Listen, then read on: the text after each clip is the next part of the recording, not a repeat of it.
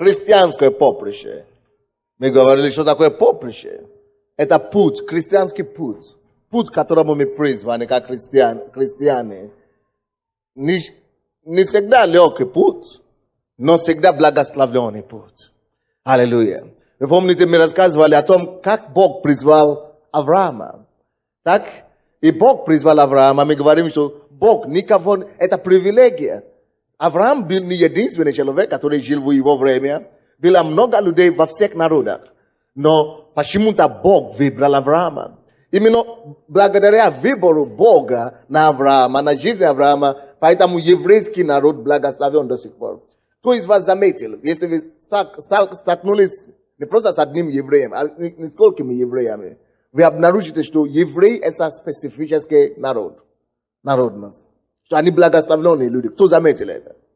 Кто-то скажет, нет, некоторые из нас испытывают антисемитизм евреям. Но если объективно смотреть, то еврейский народ, вообще евреи, они все благословленные. Они умные такие, разумные такие. И почему это все так? Не потому что Бог любит евреев больше всего, а потому, что Бог даст обещание Аврааму. Аминь. Потому что Бог избрал Авраама. Вы слушаете меня, да? Когда Бог избирает человека, тому человеку повезло. Вы слушаете меня сюда? Кто-то думает, молодожены сидят, мы хотим видеть, как будем засчитывать. Не спешите, вы дождетесь. Только не спешите. Дождитесь, мы после проповеди, мы сразу это будем займемся. Аминь. Мы говорим о том, что если Бог избирает человека, то ему повезло. Он не только ему будет хорошо. Может быть, конечно, ему придется пройти через какие-то трудности определенные. Но через времени какое-то, вы увидите, он будет благословлен, и весь его род будет благословлен потом. Наглядный пример для нас, христиан. Почему у нас есть Ветхий Завет? Ветхий Завет, чтобы быть примером, как люди искали Бога, и что люди давали тем, которые искали Его. И как Он защищал своего народа, и как Он воевал за Его народ. И поэтому, когда вы читаете Ветхий Завет сейчас, вы видите какие-то войны, да? Вы видите какие-то непослушания и так далее. Это прообраз нашей жизни. Что если есть Божий народ, когда мы читаем Ветхий Завет, мы видим, что израильский народ всегда идет на битву против разных проблем в их жизни. И Бог всегда был на их стороне. Он всегда поддерживал их. Он всегда давал им победу. Братья и сестры, точно таким же образом. Это говорит нам о том, что если я тоже еврей сейчас, мы тоже с вами евреи, потому что мы во Христе Иисусе. Это Галатам 3 глава говорит, что мы наследуем благословение Авраама через Христа Иисуса. Всякий человек, который принял Иисуса в сердце, он благословение Авраама, все благословения, которые евреи имеют, приходят на род этого человека, на этого христианина. Вы понимаете меня, да? И когда мы читаем Ветхий Завет, мы видим, как Бог поддерживает евреев, защищает их, воюет на их стороне. Тогда мы можем тоже думать, говорить, если я тоже еврей во Христе Иисусе, если я наследую благословение Авраама, тогда я могу рассчитывать на то, что всемогущий Бог, Бог Отец, который сотворил Вселенную, что Он будет за меня тоже воевать. Он на моей стороне также. Так как Он пошел перед еврейским народом на войну, на фронт и одерживал победу, таким же образом Он будет одерживать победу на мою сторону, за меня. Какие бы ни были враги у меня есть. Это не только физические враги. Они воевали против физических врагов, но мы воюем против жизненных проблем сейчас. Может быть, твой враг это болезнь какая-то. Может быть, твой враг это, плохой муж, или не муж плохой, а вот эта проблема есть твой враг. И ты можешь рассчитываться на Бога, потому что Бог тебя выбрал. Это просто потому что, благодаря тому, что Бог выбрал еврейский Авраама, поэтому Он защищал евреев так. И на сегодняшний день мы говорим о том, что нас также Бог избрал. Представляете, сколько людей живут на Украине сегодня? 53 миллиона, да? Или 54 миллиона. Но почему именно нас Бог избрал? Почему именно нас Бог спас? Мы не заплатили за наше спасение. Посмотрите в Киев сегодня. Есть люди, которые богаче нас. И они не познали через свое богатство Христа Иисуса. Они не познали спасение. Но мы познали почему-то. Есть, может быть, мы грамотные, мы академики, но не важно. Вы академик, но есть другие академики, которые умнее нас. Которые не познали через свой ум Иисуса. Никто не познает по силам своим, но Бог, как Он выбрал Авраама тогда, не по его заслугам, Бог просто, Божья милость просто пришла на Авраама, и Бог выбрал его таким же образом, мы особенный человек. Эй, сестричка, смотрите на себя по-другому. Смотрите на себя как важный персон. Вы знаете, я не думаю, что христиане, ведь мы должны ходить с этими опущенной головой, инфляция, плохо, нечего кушать, нету работы, неплохо, муж пьет, сын колется. Слушай, я Бог на нашей стороне.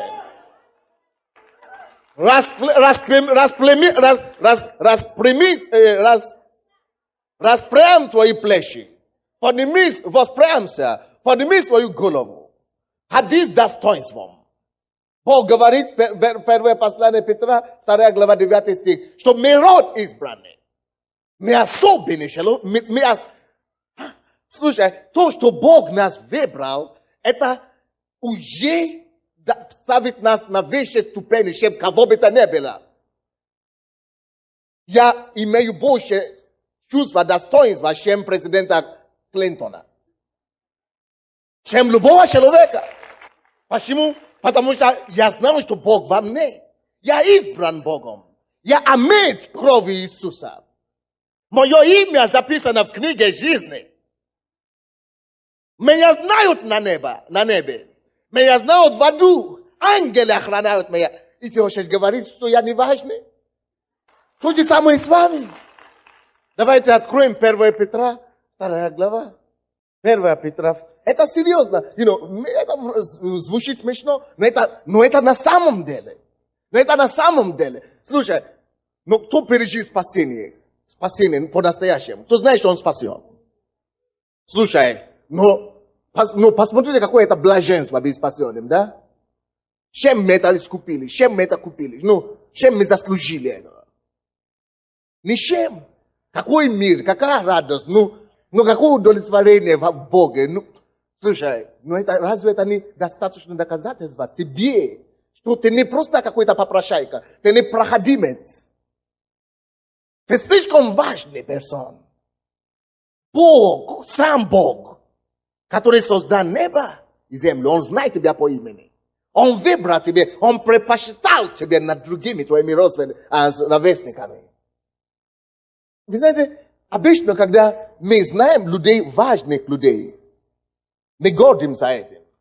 Нам хорошо. И мы хвастаемся даже, что да, я знаю, допустим, если бы кто-то из вас знает лично президента Кушма, и он приходит к вам по выходным в гости. Как вы думаете, вы бы сказали, что вы бы гордились этим, что я знаю самого президента Украины, он мой друг, он мой знакомый. Даже некоторые из вас гордитесь, что вы знаете пастора Сандей лично. А пастор Сандей, он вообще никто. Допустим, если кто бы знал из вас, президента Клинтона лично, вы бы гордились этого, или Кушма лично, вы бы гордились. Потому что нам нравится быть ассоциироваться важными людьми. Слушай, есть кто-то, кто важнее, чем пастора Сандей. Есть кто-то, кто важнее, чем президента Клинтона или Кушмы. Есть Бог, который создал их всех вместе взять. И этот Бог, не просто познал тебя, как Он познал, Он всех знает. Но Он выбрал тебя быть Его сыном, быть Его дочерью. Знаете, все, конечно, есть Божье творение. Все люди. Но не все есть Его дети. Евангелие от Иоанна 1:12 говорит, всякий, как там написано, всякий, кто примет Его, верующий во имя Его, дал Он власть быть чадом Божьим. Не все имеют право быть чадом Божьим.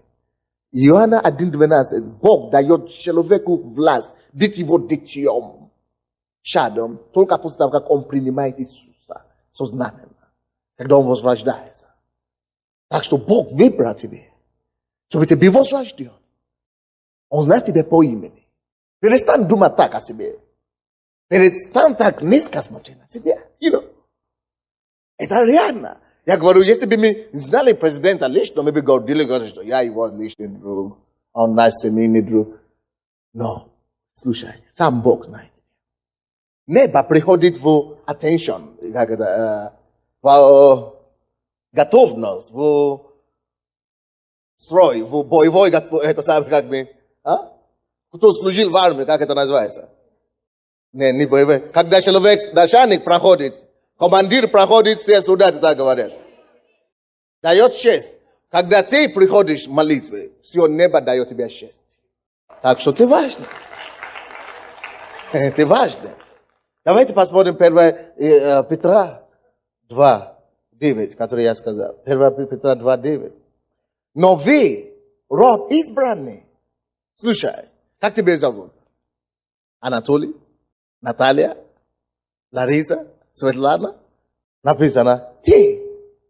Даже Бог использует вы. Ты, род избранный. Разве это не прекрасно? Род избранный.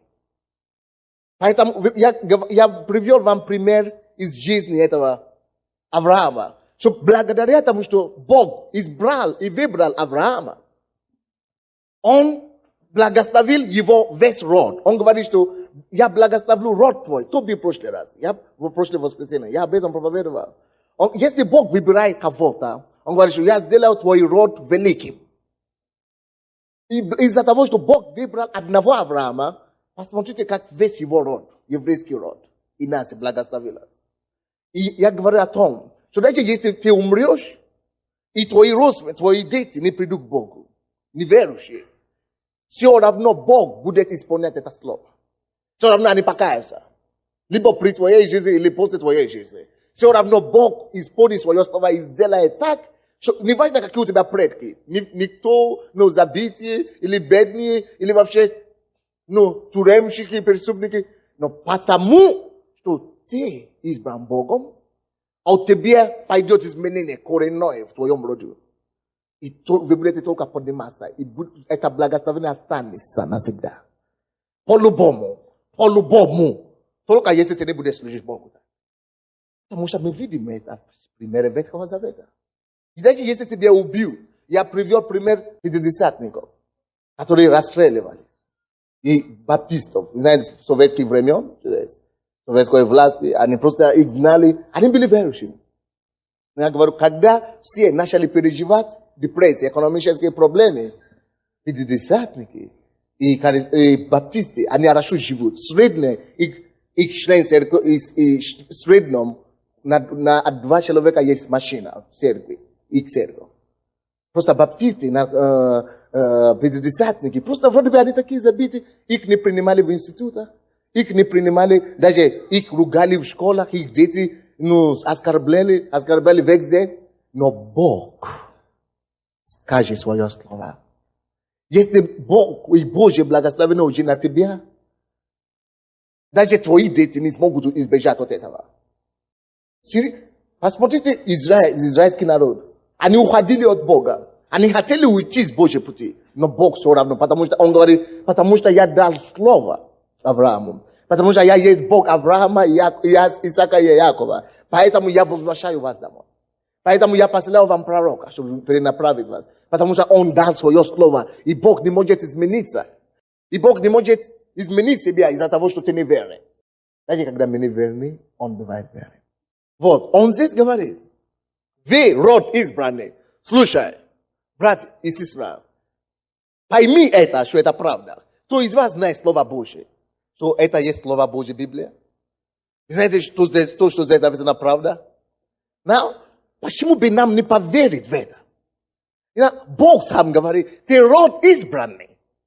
Если бы ты еще не спасен, если бы спасение не пришло в твой дом, мы бы могли бы сказать, может быть, у тебя полежится, или может быть твой род что-то выйдет или не выйдет. Может быть или не может быть. Но раз ты уже избран Богом, ты ответил на Божий призыв, ты служишь Богу, ты род избранный. С этого времени, с твоего рода, с твоего семейства, с этого времени, как ты покаялся, все пойдет к лучшему. Ты говоришь, как это так? Мой муж еще пьет, мои дети еще не верующие. Слушай, я был недавно, год назад или 2 года назад, во Львове. Одна пожилая женщина. Она дожила до старости. У нее было 9 детей. И она была первая женщина, которая уверовала в ее деревню, в ее село. Когда ей было только 14 лет, во время войны, она покаялась. Она приняла Иисуса в лагере там, неважно. И она привела веру в это село. И вы знаете, что когда она женилась, она вышла замуж за неверующего. И они родили много детей. И они все были, потому что тогда была очень преследовалась веру. Такую веру. Они были пятидесятники. И их очень сильно преследовали. И его дети были дома, как воспитаны в христианском духе. Но когда они пошли в школу, 6 лет или 7 лет, они все отошли от Бога. Они боялись. Потому что их ругали, и над ними ругали в школах и так далее. И они, все отошли от Бога. И, вы знаете, она молилась, и весь город почти, все село почти покаялось через нее. Но там была церковь, но ее дети не покаялись. Знаете, ее дети не покаялись. И она дожила до 99 лет. Только несколько дней до 100 лет не дожила. И за это время никто не покаялся. И внуки уже взрослые, все, никто не покаялся. Но никто не умер тоже. Но вы знаете, что случилось? Она умерла, и с этого года, как она умерла, Бог почему-то нашел меня, пастора Генри, с Африки, привез нас сюда. Она молилась, рассказывала все, делала все, что могла. Они видели это все, не принимали. Но когда мы начали здесь покаяться, ее все внуки, и дети, и невестки, все начали каяться. И вы знаете, Бог все поднимал, все они хорошо живут, все они занимают поста здесь. И они все начали каяться. Того года, как бабушка умерла, все начали покаяться. Все теперь покаяться, все до одного. Потому что Бог верит. Она, наверное, умерла с огорчением. Она, наверное, огорчилась, что Бог не услышал мою молитву. Кто тебе сказал, Бог не услышал? Кто тебе сказал? Бог, он не человек, чтобы измениться. Или сын человеческий, чтобы лгать. Брат, ты избранный. Написано 9 стих. Вы род избранный. Скажи твоему человеку, своему соседу. Знаешь, тебе повезло, ты избранный. Скажите соседу, смело, впереди, сзади. Но вы род избранный. Слушайте дальше. Вы род избранный. Царственное священство. Царственное священство. Что такое царственное священство? Царственное священство, это значит священники царя. Царские священники. Священство.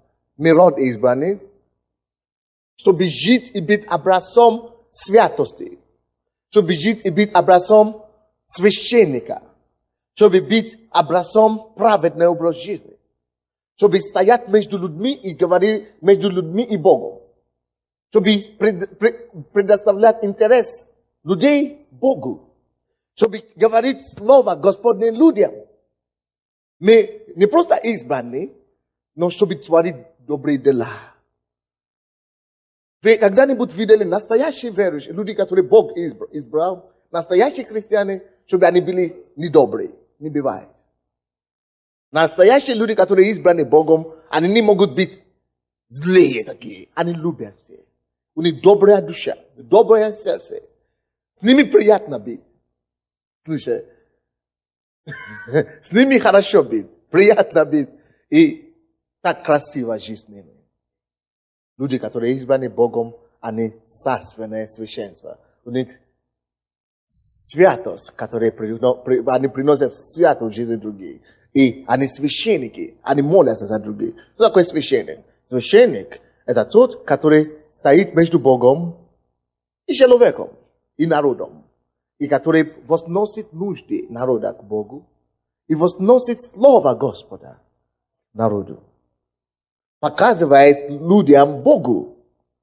И приносит слово Господу человеку. Мы есть такие. Все верующие такие должны быть. Все верующие не могут быть эгоисты. Верующие не могут быть эгоистами. Мы хотим делиться с кем-то. Мы хотим кому-то рассказать о том, что, слушай, есть такая жизнь, классно. Ну, приходи в церковь. Чего ты, куда ты гуляешь в дискотеку всю жизнь? Ты что, и в старости будешь так жить? Или что ли? Приходи, служи Богу, познай твоего Создателя. Ну, может быть, в дискотеке неплохо, но еще с Бога еще лучше.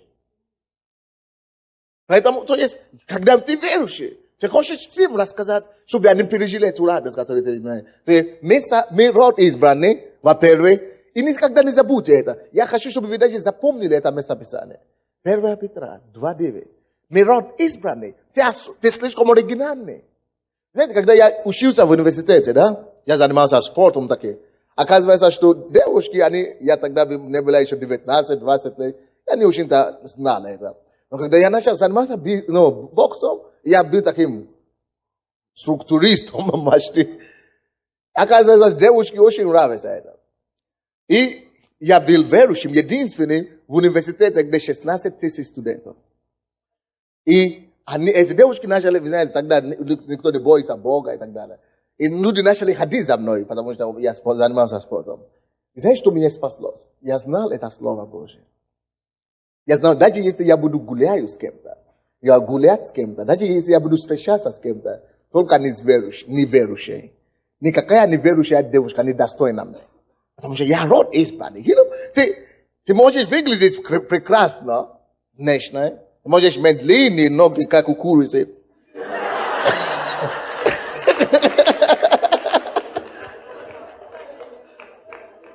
Это правда, что я сейчас скажу? Но слушайте дальше. Не важно, как ты выглядишь. Но если ты не спасен, я это знаю. Если ты не спасен в душе. Вы знаете, как люди выглядят очень хорошо внешне, хороший костюм, класс. Но внутри, когда ты начинаешь общаться с ними, и какие грязи там скрываются, это ужас. И я знаю, что любой человек, кто не спасен, он не имеет крови Иисуса. То есть он же человек, то, что я вижу внешне, так? Это тело. Человек, суть есть его дух. Если его дух не очищен, не имеет, его душа не имеет, значит он там воняет там внутри. Он, это самое, как сказать, смердит. Да, лучшее слово.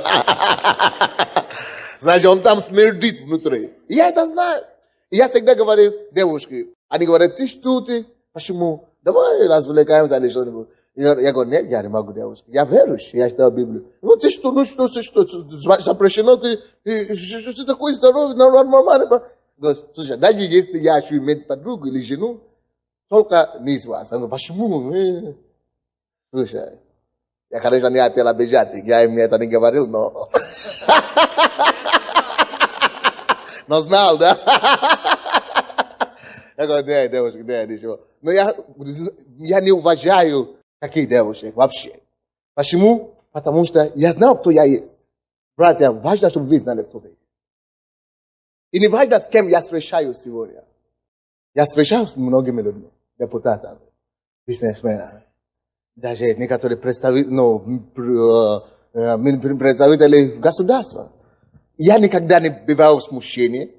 Я не падаю духом. Я не дрожу, как мне себя вести. Я знаю, кто я есть. Я дитё живого Бога. Я избран Богом. Я знаю, что куда я иду, Бог идет со мной. Я знаю, что я делаю, и ангелы здесь. Они пускай дрожат, но я спокоен. Они пускай нервничают, я улыбаюсь.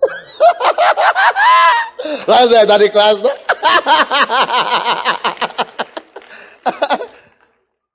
Слушай, это одно дело слушать то, что я говорю, но другое дело знать это. Знать настолько, чтобы жить по этому. Знать настолько, чтобы себя так вести соответственно. Я царственное священство. Я род избранный. Кем избран? Не президентом Нигерии, не президентом Америки. Я избран Богом. Слушай, ты не можешь избавиться от Бога. Ты не можешь быть сильнее Бога. Его сфера влияния не ограничивается Киевом или Украиной, или... Он всемогущий на весь мир. И я избран им. Я род избранный. Я царственное священство. И вы знаете, когда ты это знаешь, очень часто, иногда я езжу по разговаривал с верующими и говорят, летом вообще, как люди себя ведут, искушение. Слушай, молодые люди, молодые христиане, вам даже не надо, я не знаю, как можно в искушение с неверующими. Если ты знаешь, кто ты есть на самом деле. Какое искушение? Он вообще недостойный, он вообще, даже на них не смотрю, я не смотрю. Только чтобы молиться за них, чтобы они покаялись. Потому что я знаю, кто я есть. Я знаю свой класс в духовном мире. Но, конечно, мы любим все. Конечно, мы обнимаем все. Поэтому я обнимаю все. Поэтому я люблю все. Поэтому я не обижаю никого. Потому что я знаю, кто я есть. То есть, братья и сестры, уйдите из депрессии. Уйдите от этого самоунижения. Значит, если ты безработный сегодня, скажи Богу, Господь, ты знаешь, я хочу работать. Я хочу трудиться. Я хочу быть лучшим примером верующего человека. Дай мне работу. Значит, если так сложило в твоей жизни, что тебе пока что-то не удается сегодня, или у тебя какая-то проблема сегодня, если ты искренний, если ты действительно не скрываешь от работы, допустим, или ленивый, спишь слишком много, по 10 часов в день, или по 12, то, конечно, Бог знает твою позицию. И Бог все равно, в конце концов, прославит его имя в тебе. Все равно Бог скажет свое слово. Народ избранный, царственное священство. И дальше говорит, народ святой. Мы народ святый. А почему ты не куришь? Зачем не курить? То, что вы ищете в сигаретах, у меня это уже есть. Почему ты не колешься? Зачем не колешься? То, что ты ищешь в кайф, у меня уже кайф с утра до вечера.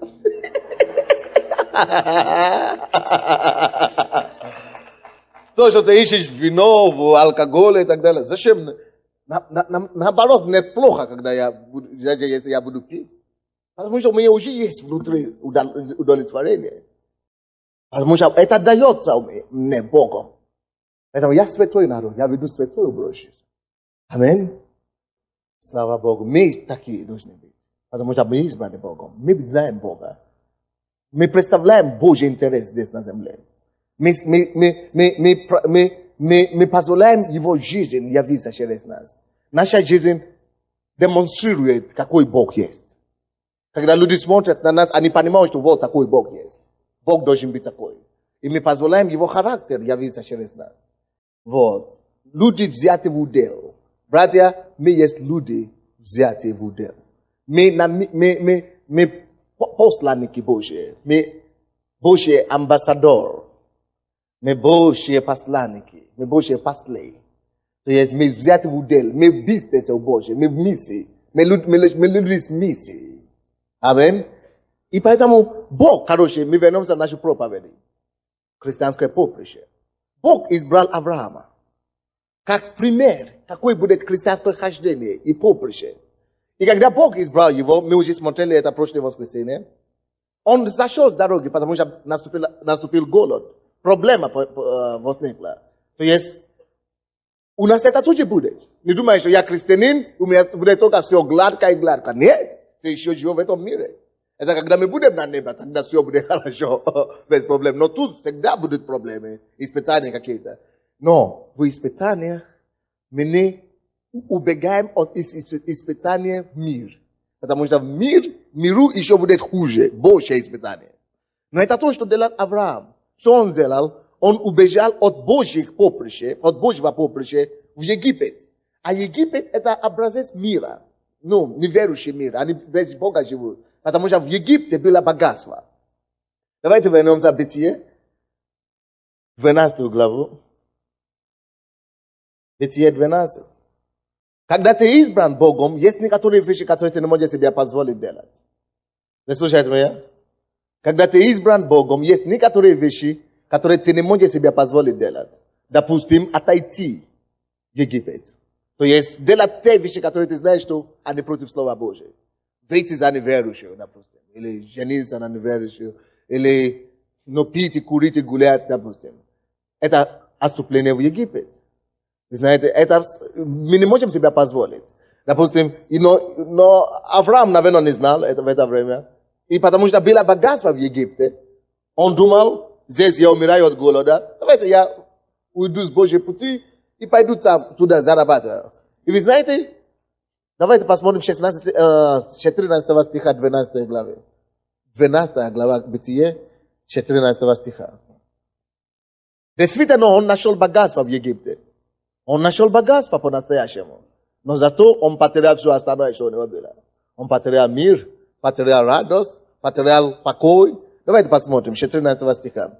И было, когда пришел Авраам в Египет, египтяне увидели, что она, женщина весьма красивая, то есть его жена. Так? Они увидели, египтяне видели, что жена красивая у него, увидели ее и вельможи фараоновы, и похвалили ее фараону. И взята была она в дом фараонова. Так, 16 стих. И Авраам хорошо был ради нее. И был у него мелкий и крупный скот. И осле, и рабе, и рабины, и лошаки, и верблюды. Но Господь поразит тяжкими ударами фараона и дом его за Сару, жену Авраама. То есть они видели Аврааму, и они взяли его жену и дали ему богатство. Дьявол всегда так делает. Он соберет у тебя всего прекрасного, что у тебя есть. Вы помните, когда мы были с вами маленькими? Мы были такие наивные, да? Такие, безвинные. Мы любили всех. Мы были добрыми. Мы мечтали о прекрасном. Мы вообще были, мы не знали о злых делах. Но как только что мы начинаем вращаться в мир, да? Суете мира, вращаться с какими-то грешниками, мы становимся жестче как-то, злее как-то. И дьявол собирает эту невинность, нежность, доброту, любовь, детский, все то, что у нас было прекрасное. Дьявол собирает и показывает нам, зато ты такой же крутой, зато посмотри, с кем ты ходишь, зато ты уже такой, современный, зато ты уже такой, мужчина или женщина. Зато, что он делал? Он тебе это напоминает, каким ты был прекрасным. Вот почему легче жить детям, чем взрослым. Потому что они беззаботны, они безвинны, они чистые. Эта чистоту дьявол собирает и погрязывает нас в своей эйфории. И он не говорит нам потом последствия. Это то, что случилось с дьяволом, с Авраамом. Он пошел в мир. В миру дьявол соберет у тебя все самое лучшее, что у тебя есть. Это в обмане, что он тебе даст богатство. Действительно, он дал ему богатство. Но написано потом, позже, что когда он уже уходит оттуда, слава Богу, что Бог вмешался и поразил их, а фараона говорит, опусти жену моего помазанника. И они дали ему его жену обратно. И я думал, что они собрали все их богатство обратно тоже. Возможно, потому что в 13 главе, когда он уже вернулся в землю обетованную, куда его Бог вызвал, написано, что он вернулся только с тем, что у него было до этого.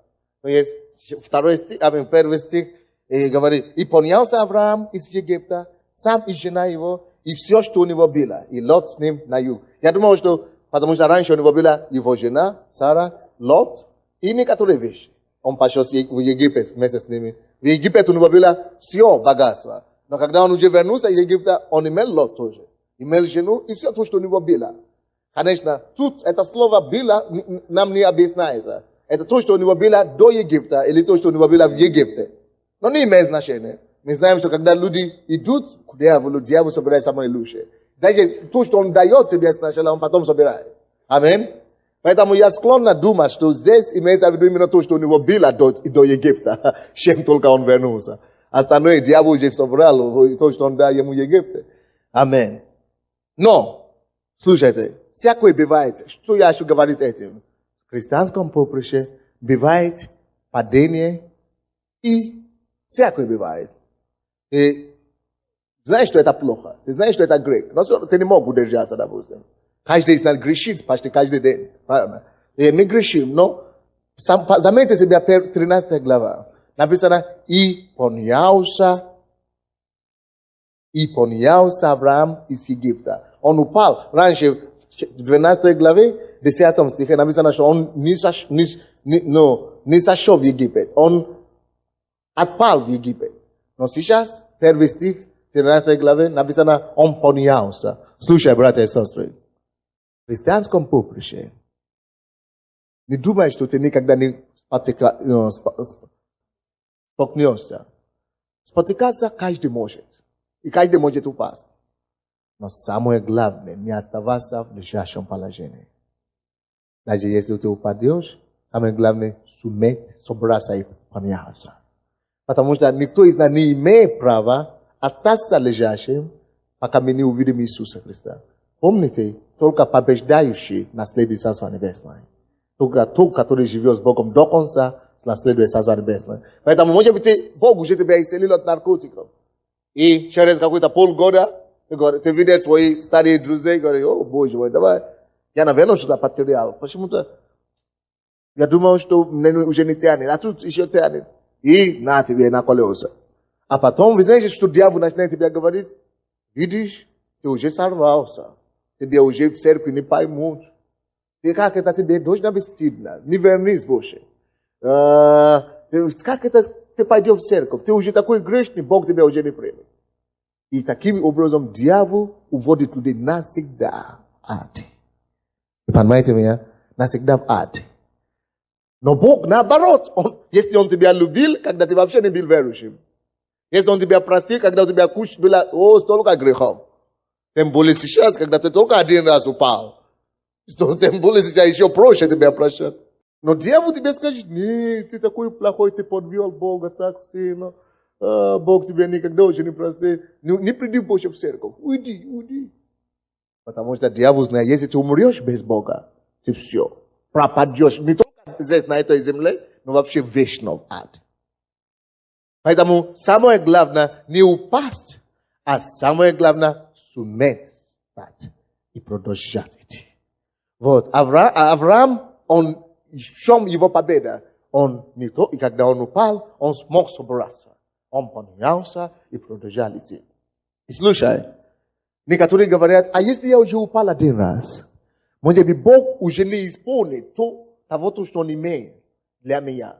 Может быть, если я упал, может быть, Божье намерение Божье не исполнится в моей жизни. Может быть, Бог хотел, чтобы я стал богатым бизнесменом раньше, миллионером, а теперь я подвел Бога, не платил налоги или не платил десятину, допустим, или что-то такое. Может, теперь я уже покаялся. Бог все еще сделает меня таким богатым миллионером или нет? Конечно, если ты уже покаялся, уже ты начал все делать правильно. Конечно, потому что Бог, написано Евреям 11:29, что Божье призвание и дары и призвание Божье не приложены. То есть Бог не меняет его мнение. Допустим, я Римлянам, 11:29. А что я сказал? Извините, Римлянам. Вы знаете, когда я был 19 лет, я получил призыв от Бога. Я видел видение, я видел толпу людей. И то, что я видел, этого еще нет. И будет. Я видел то, что будет в моей жизни. Как Он хочет меня использовать. Мое призвание я видел. Братья и сестры. Но если я вам начну рассказывать, сколько раз я падал, грех и сомнение, и сколько раз я ошибался. Даже иногда я боялся даже молиться, пойти к Богу молитву, потому что я думал, Бог меня просто выгонит. Оказывается, Бог настолько добрый, что даже нашему уму непостижимо. Аминь. И все равно Бог сохранил мое призвание. И начинает поднимать меня до такого уровня, который Он хочет меня поднять. Несмотря на то, что я был много раз неверный. Он говорит, иди сюда, проповедуй. Я говорю, Господь, я устал. Но не конечно так, но иногда что-то подобное. Но все равно Бог верен. Вы понимаете меня? Авраам упал, но он поднялся. И вернулся на Божье поприще. И начинает ходить. Самое главное, не уходи с своего поприща.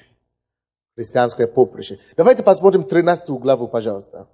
Будем читать с 1 стиха по 8 стих.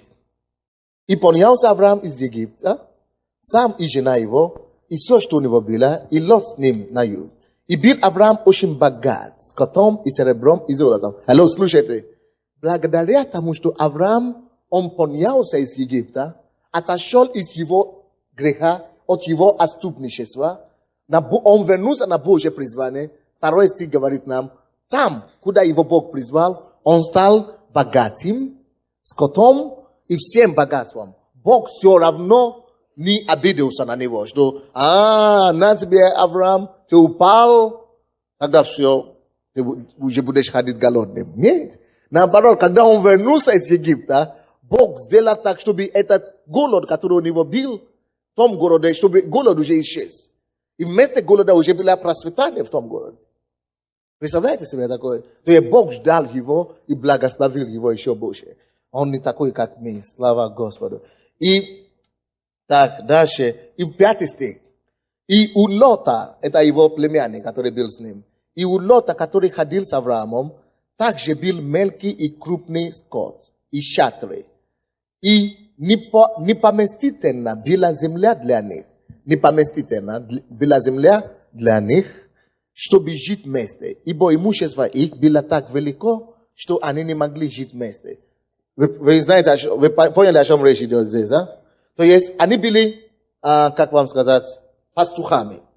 Так? Вы знаете, что пастухи, они обычно кормят свои стада на поле, да? И для пастухов очень важно поле.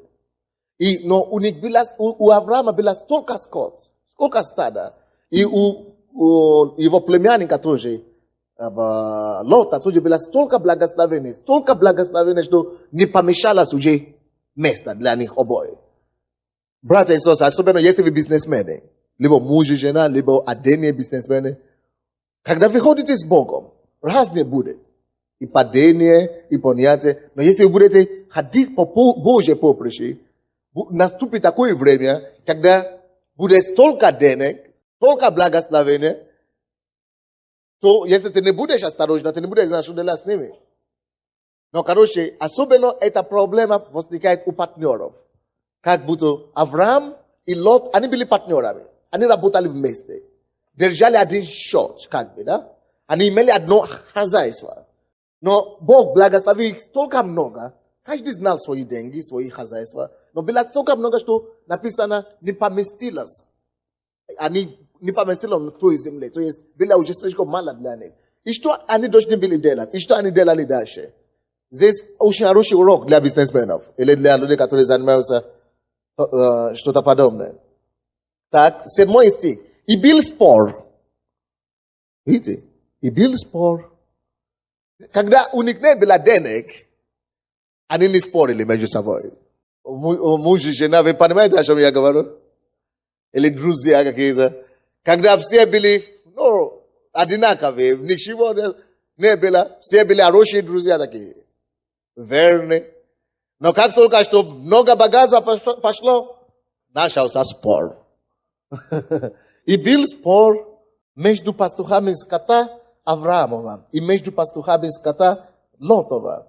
И Ананей и фарисеи жили тогда в той земле. И сказал Авраам Лоту, да не будет раздора между мной и тобою. И между пастухами моими и пастухами твоими. Ибо мы родственники. Не вся ли земля перед тобою? Отделись же от меня. Если ты налево, то я направо. А если ты направо, то я налево.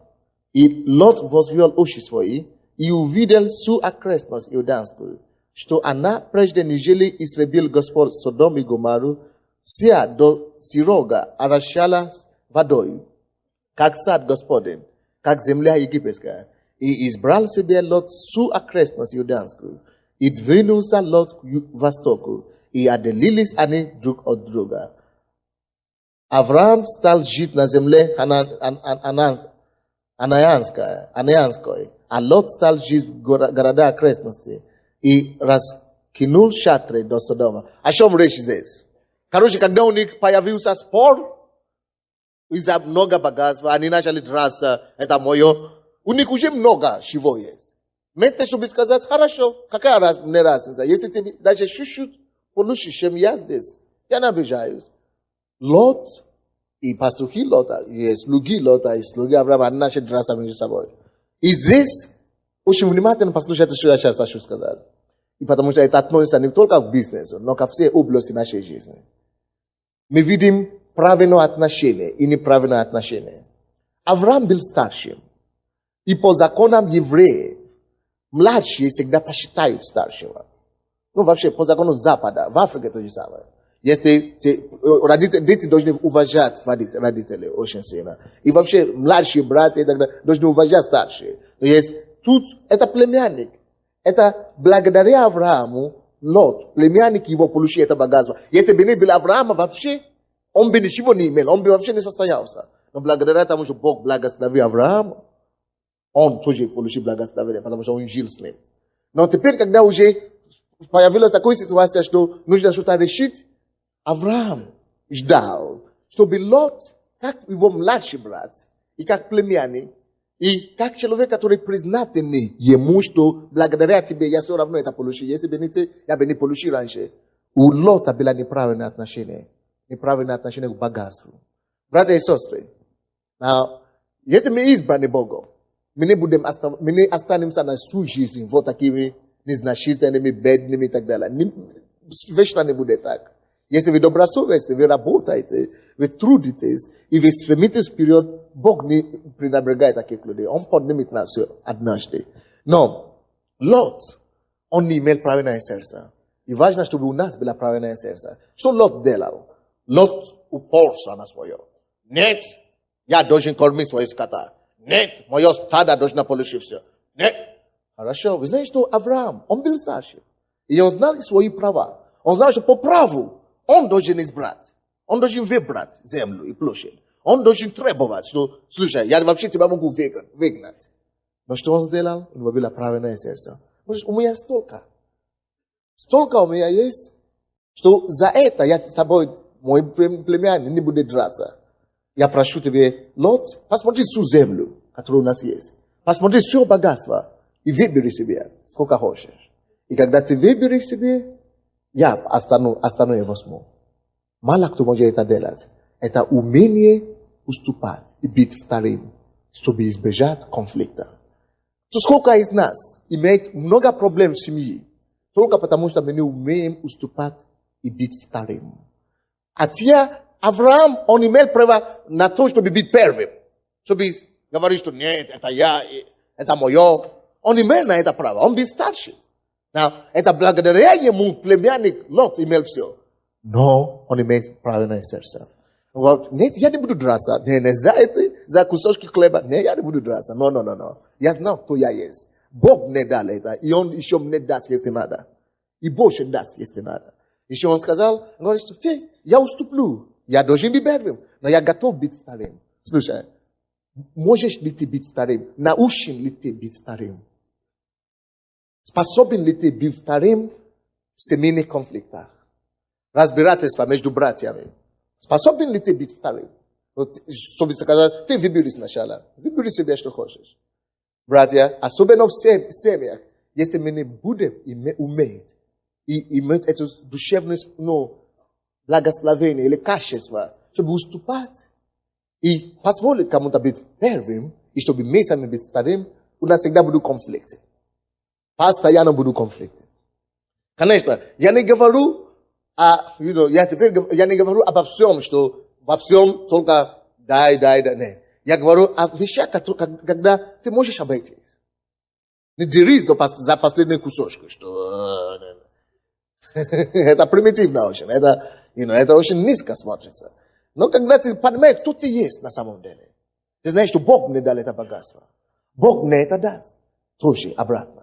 И ты говоришь, хорошо. И Авраам сказал, хорошо, выбери. И вы знаете, что сделал Лот? Слушайте сюда.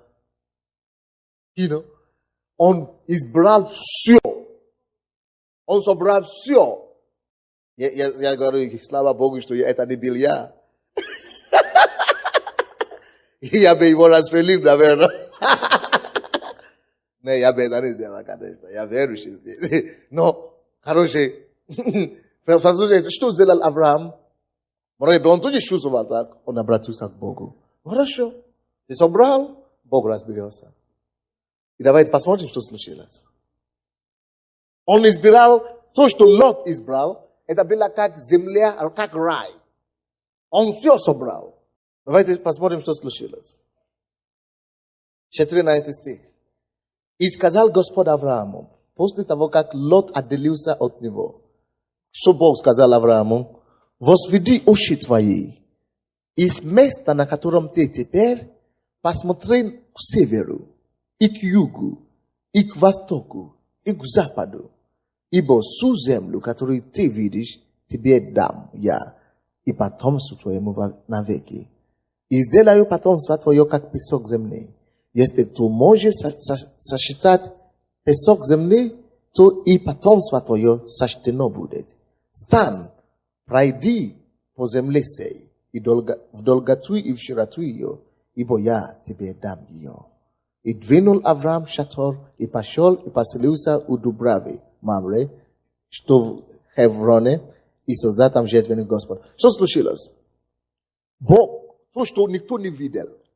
Вроде бы он уже собрал все, да? А потом Бог взял Авраама за руки. За то, что ты уступил. За то, что твое, то, что ты принадлежит тебе по праву, ты не воевал, ты доверился мне. Следуй за мной. И Бог его повел в другое место, где никто не был. Говорит, посмотри туда. Никто не видел. Слушай, есть вокруг нас всегда вечные возможности. Всегда такие возможности, которые мы не видим. То есть, должна быть открыта нам. Вы знаете, есть, допустим, когда приехали сюда немцы, на прошлый месяц, к нам приехал какой-то немец, Вальдемар, проповедовал, свидетель в Китае и так далее. Когда он сюда ходил по Украине, он говорит, Боже мой. Он говорит, я мыслю себя как немец. Но он говорит, слушай, я не понимаю, почему люди здесь еще так живут. Он говорит, посмотри деревья, посмотри, эти все вещи. Говорит, это же бизнес. Можно же такое открыть, можно же такое открыть, можно такое открыть, можно такое открыть. Он видит во всем возможность создавать что-то. Но мы, украинцы, сюда ходим, мы даже не замечаем то, что он говорил. Он говорит, посмотри улицы, посмотри ту, посмотри. Можно же сделать, любой человек может войти в свой огород, сделать такое, сделать такое. То есть, каждому хватает, что делать. Но мы не видим это, да? Вот то же самое было с Авраамом и Лотом. Они не видели еще восток, юг и так далее. Но Бог взял Авраама за руки. Когда кто-то тебя грабит, и ты сын Божий, и ты не имеешь права, или ты не имеешь возможность себя защищать, и люди думали, что мы уже обдурили его, все, что. Если ты ходишь с Богом, ты можешь довериться Богу, что Он поведет тебя туда, куда никто не видит ничего. И скажет, теперь открой глаза, смотри. Это то, что Он сказал Аврааму. Теперь открой твои глаза, смотри направо. Смотри, он видит, Боже мой, а где это было раньше? Слушай, это я, Бог, я это видел, ты просто это не видел, но я тебе покажу. Смотри на восток, посмотри на бизнес, возможность там. Посмотри на дело, которое можно здесь открыть. Посмотри на то, что можно здесь открыть. Посмотри на это. Посмотри на север, посмотри на юг, посмотри на восток. Боже мой, сплошное благословение, а я не знал, Боже, я думал, что я уже все потерял. Когда ты доверяешь мне, я показываю. Это то, что Бог будет делать.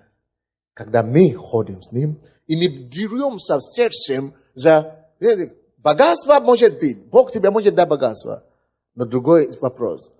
Сможешь ли ты довериться Богу? Все то, что Он тебе дал. Семья, работа, богатство и так далее. Ты можешь говорить, Господь, я доверяю тебе. Как ты меня поведешь? Туда я пойду. Что ты мне скажешь? То сделай. Потому что ты это все равно мне дал. Но есть такие люди, тоже как Лот, которые ложат свое сердце, свое богатство. Лот положил свое сердце, свое богатство. Поэтому он не мог никому ничего уступить. Даже своему старшему брату. Чтобы тебе уступить. Дать? Ты что? Ты же никогда уже... Я своим трудом заработал. Никогда уступлю тебе. Никогда уже... Своим трудом. И вы знаете, что случилось с ним? Там, куда действительно он нашел хорошее место. Это была лучшая земля, которая была. Если бы не то, что Бог открыл потом. Но, когда он нашел эту землю, приехал туда. Послушайте, он зарабатывал действительно. У него все получилось хорошо. Но, посмотрите, что потом случилось там. Беда, горе наступило там. Давайте посмотрим. Так. 14 глава Бытие. 14, 11, 12 стихи. 14 глава, 11, 12 стихи. Победители взяли, то есть там была война, короче. Там была война на ту страну, где он жил, на ту землю, где он жил. И те, которые победители взяли все имущество Содома и Гоморры. И весь запас их, и ушли. Слушай.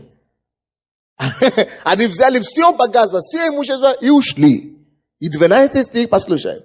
И взяли Лота, племянника Авраамова, жившего в Содоме, и имущество его, и ушли. На тебе, дорогой. Что человек не готов давать ради Господа, Богу, ради Бога, он потом это теряет.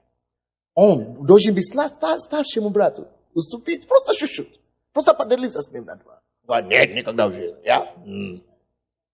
Он собрался. Хорошо, собери. А Бог распределился, он дал ему свое. А тот, он его знает, что война будет. Никто не знает, что будет война или что. И там стала война. Слушайте, это, конечно, то, что было с Авраамом и Лот. Это, может быть, война там была, а в этом, настоящее время, может быть, не война, может быть, мафия придет. Или ракетиры придут. Или просто, как с этими киевскими ведомостями. Или, может быть, государство просто налетит на все. А без Бога, что ты уже сделаешь? Он же ушел от Бога. Без покрытия, без... Теперь плати 500 миллионов теперь, или 5 миллионов, да, сказали платить. Теперь платить 5 миллионов теперь. Ты думаешь, ты уже заработал? Придется отдавать все до копейки. Христианские принципы Божьи, во-первых, кажется, что ты дурак какой-то последний. Ты слабый. Люди миру так скажут. Ты такой слабый, ты вообще беззащитный, ты такой... Над тобой все могут ругаться, все могут обругать тебя, все воевать. Но ты знаешь, что есть Бог на небе, который все равно скажет свое слово. Есть Бог на небе. Слушай, все, что человек приобретает неправдой, все, что человек приобретает неправдой, он теряет. Я однажды разговаривал с одним бизнесменом в нашей церкви, Глеб. Он говорил, что где-то 5 лет, 8 лет тому назад, когда рухнулся это самое коммунизм, были такие возможности зарабатывать. И что у него были друзья, которые зарабатывали по миллиону, по 5-6 миллионов. Им только 20 лет, 21 год, 22 года. Они просто делали какие-то сделки, перечислили деньги через Сбербанк и туда, без товара. Все, обманным путем. Зарабатывали миллионы. А он говорит, что я тогда работал, у меня другим бизнесменом, Черновецким. Он говорит, мы все были неверующие. Но он говорит, Черновецкий всегда его. Он молодой тоже, он видит пример другие люди. Он говорит, я хочу делать, как ребята зарабатывали, кушать, я тоже хочу быстро. Он говорит, Черновецкий всегда говорит, нет. Пусть что ты будешь зарабатывать нечестным путем, таким же образом уйдут. Давай будем делать только честный бизнес, по закону. Будем делать только все постепенно. А он говорит, почему у меня так не получается? Он говорит, Глеб, запомни, зарабатывать деньги это не самое трудное. Но удержать деньги еще труднее. И я тебе скажу, деньги, которые не зарабатываемые, ты не можешь удержать все равно. Если ты грабил их, или просто тебе пришли случайно в руки, ты все равно, это не твои. Как они пришли быстро, так они уйдут быстро. И я спросил его, Глеб, ты сейчас жалеешь, что ты так? Он говорит, я не жалею. Он говорит, я благодарю Бога, что я ходил с этим человеком, он всегда исповедовал честный бизнес, всегда. Он говорит, что я так тоже работал. И мы работали, и сейчас, когда я только стал верующим, дошло до меня много чего он говорит. Тот говорит тогда. И говорит, что все ребята тогда, которые зарабатывали много, он говорит, сейчас они даже приходят ко мне, чтобы просить $10. У них было по 10 миллионов. $10 долг просят сейчас. И я тут заметил, когда я приехал сюда 5 лет тому назад, было много таких младенцев, мальчики, которые бритые такие, всегда бритые такие, интересно. Голова бритые, или как вы называете. Бритоголовный, да. Ugreda 20, 21, 23. Они все на BMW, Mercedes, 600. Везде все крутые. А я потом смотрю, уже 2-3 года их уже неоткуда. Они все сидят. Либо они все сидят в какой-то колонии в тюрьме, либо они где-то уже в церкви. Либо они в тюрьме, либо они тут в церкви. Правильно? Потому что уже мир показал им, что, слушай, то, что человек зарабатывает лживым путем, таким образом же оно уйдет. Вы слушаете меня, да? Но то, что у тебя останется в руки, это только то, что ты сам честным трудом зарабатывал.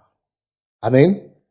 Если ребята здесь, которые входят в эту категорию, которую я говорю, 5-10 лет тому назад, 8, 5, 3, ездили крутые, это же 20, были ли такие бизнесмены? Есть ли такие? Я вижу одного. Теперь уже ничего нет, или мало то, что осталось теперь. Есть ли такие, да? Ребята, я вижу. Есть ли еще? Я честно говорю. Я вижу. Да, я вижу. Люди, которые крутили, зарабатывали, а потом нельзя удержать. Но Богом, слушайте, братья и сестры, но с Богом ты всегда на выигрыше. Вы слушаете меня? Ты всегда в выигрыше. Давайте мы посмотрим еще последнее местописание, я закончу. И мы будем делать бракосочетание. Но очень важное местописание, которое я сейчас скажу. Послушайте сюда. 1 Тимофею. Первое послание Тимофею 6:17.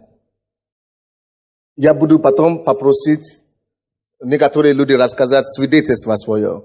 Из этих молодых людей, которые зарабатывали тогда, я потом все начали уходить, я попрошу, чтобы 2-3 человека рассказали нам о своей жизни. А потом Алина Степановна как раз Глеб говорил о них, чтобы она рассказала, что почему у них они еще стоят, когда другие еще уже упали. Короче, посмотрим 1 Тимофей 6:17. 1 Тимофей 6:17. Посмотрите, что в Библии написано. Богатых в настоящем веке увещевай, чтобы они не высоко думали о себе. Вы слушаете, да? Богатые увещевай, чтобы они высоко не думали о себе и уповали не на богатство неверное, но на Бога живого, дающего нам все, обильно для наслаждения. Во-первых, заметьте здесь, что написано, что Бог дает нам все обильно для наслаждения. Заметьте себе и обратите внимание на то, что Бог не против изобилия. Наоборот, Бог дает изобилие. Вы слушаете, да? Он дал Аврааму изобилие. И нам, говорит, дает нам изобилие. Чтобы наслаждаться. Не просто, чтобы иметь изобилие, а потом хвастаться. Нет, не хвастаться. Значит, что полагается не на богатство, а на Бога. Увещевай богатых. Чтобы они положили не на Бога, а не на богатство, но на Бога. Неверное богатство. Почему неверное богатство? Потому что она может уйти в любое время. Но только Бог вечный, который никуда не уйдет.